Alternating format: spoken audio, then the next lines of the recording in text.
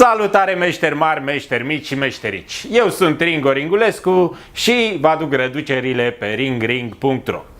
Ei bine, nu vin din vestul sălbatic, vin din atelierul meu pentru a vă prezenta o mașină de înșurubat electrică autofiletantă cu acumulator. La început îți antrenezi brațul cu unelta tradițională, iar mai apoi pentru definire și întreținere șurubelnița autofiletantă electrică. Foarte practică, știm mișcarea aceasta, dar uneori ne înțepenește încheietura când strângem și ne ajută, mai ales dacă avem zeci sau sute de șuruburi de strâns. Avem această autofiletantă, aici de la 1 la 10 avem o rotiță care ne asigură cuplul de strângere în funcție de adâncimea la care dorim să introducem șurubul.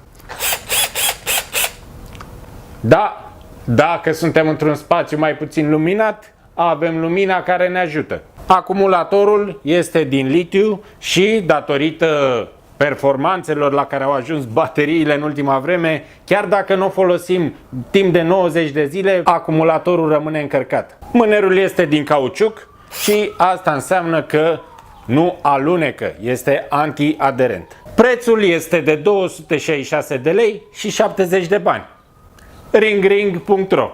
La ușa ta. Un fleac le-am înșurubat.